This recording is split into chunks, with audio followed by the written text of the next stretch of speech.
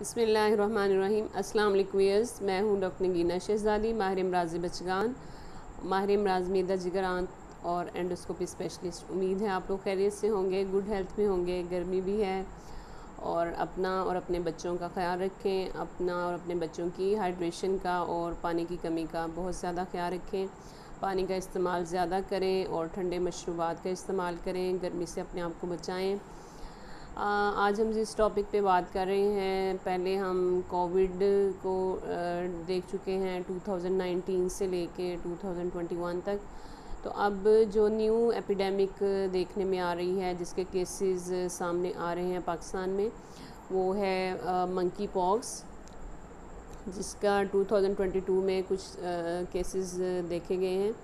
Monkey pox क्या है basically, इसी के बारे में आज हम बात करेंगे और इसकी साइन और सिम्टम्स क्या होते हैं, क्या अलामात हैं और इसका क्या इलाज है। और मंकी पॉक्स बेसिकली एक ऐसी बीमारी है जो कि अफ्रीका से यहाँ पे ट्रांसफ़र हुई। अफ्रीका में ये इंडेमिक है, वहाँ के लोगों में ये ज़्यादा पाई जाती है।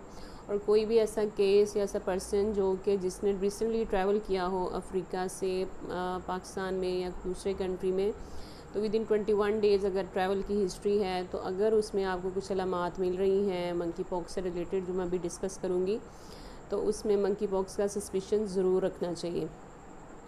तो ये मंकी पॉक्स वायरस है जिसकी वजह से ये बीमारी ट्रांसफ़र होती है। और ये कैसे होती है? ये रेस्पिरेटरी एयरबॉर्न ड्रॉपलेट इन्फेक्शन है, जैसा कि बहुत सी बाकी वायरल इन्फेक्शंस होती हैं, जैसे स्मॉल पॉक्स है, चिकन पॉक्स है, कि जब आप खांसते हैं, छींकते हैं, तो जो रेस्पिरेटरी एयरबॉर्न ड्रॉपलेट्स होते हैं वो हवा में फैलते हैं और उसकी वजह से वो दूसरे पर्सन में ट्रांसफ़र होते हैं।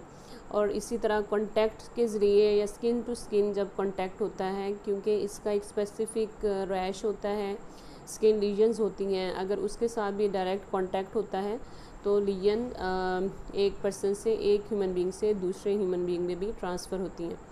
अब इसको मंकी पॉक्स क्यों कहा जाता है? क्योंकि ये फ़र्स्ट टाइम जब ये डिज़ीज़ को डिस्कवर किया गया, तो ये लेबॉर्ट्री मंकी पॉक्स में इसको डिस्कवर किया गया। दैट्स वाई इसका नाम जो है मंकी पॉक्स है।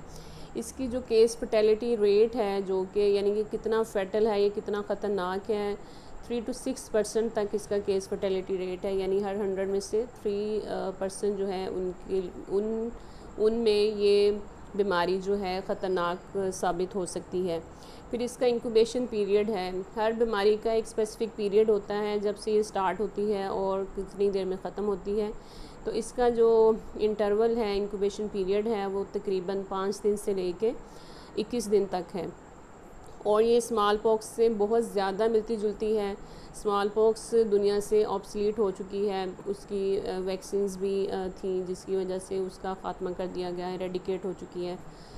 और पिछले ज़मानों में स्मॉल पॉक्स के बहुत ज़्यादा एपिडेमिक्स थी, लेकिन अब अल्हम्दुलिल्लाह वो ख़त्म हो चुकी है।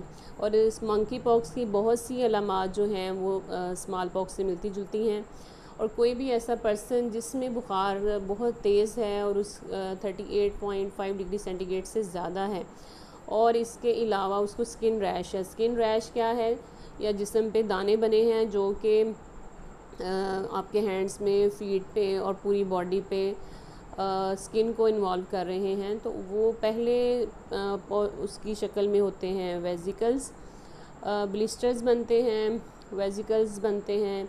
सबसे पहली जो स्टेज उसमें मैक्यूल बनता है, यानी फ्लैट सरफेस होती है। फिर पेप्यूल बनता है, वो थोड़ा सा स्किन से उभरा हुआ जो है वो दाना होता है। उसके बाद उसके अंदर पानी पड़ जाता है, ब्लिस्टर्स बन जाते हैं, जिसको हम वेजिकल्स बोलते हैं।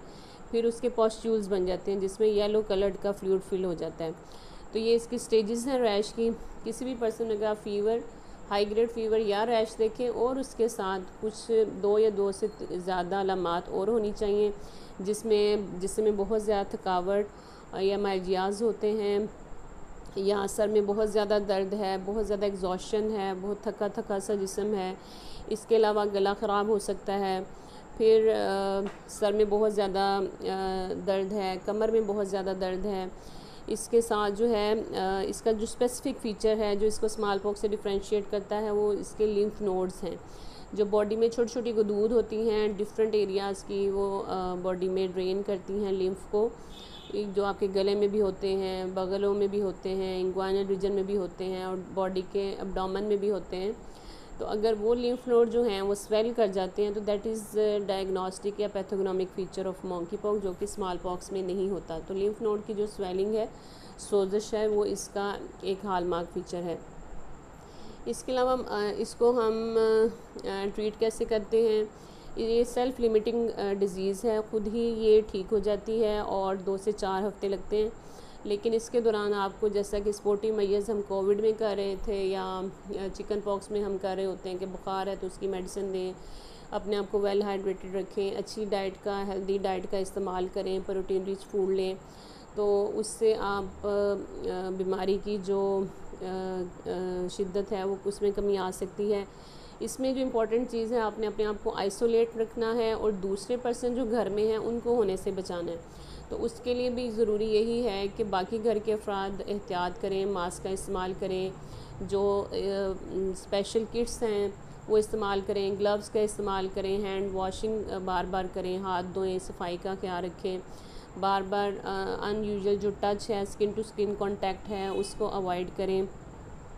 और इसके एहतियाती तदाबीर भी यही हैं, उसकी प्रिवेंशन भी यही है कि आप बार बार अपने हाथ साफ़ रखें और सफाई का ख्याल रखें, मास्क का इस्तेमाल करें, ताकि दूसरे घर वाले जो अफराद हैं उनको, बच्चों को और जो बूढ़े अफराद हैं जिनकी क़ुव्वत मुदाफ़त कम है, उनमें इस बीमारी को होने से बचाया जा सके। तो एज सच इसकी कोई वैक्सीन अभी अवेलेबल नहीं है, लेकिन कुछ लिटरेचर में है कि जो स्मॉल पॉक्स की वैक्सीन है माइट भी वो इसको कंट्रोल करने में हेल्प कर सके। तो अब तक के लिए इतना ही। अपना बहुत सा ख्याल रखिएगा और चैनल को सब्सक्राइब करें और दूसरों को भी शेयर करें ताकि इस बीमारी से आगाही मिल सके। और कमेंट सेक्शन में ज़रूर शेयर कीजिएगा जो भी आपकी क्वेरीज़ हैं या कोई ऐसा टॉपिक जिस पे बात करनी चाहिए। तब तक के लिए अल्लाह हाफिज़। Doctor Nagina is signing off. Take care.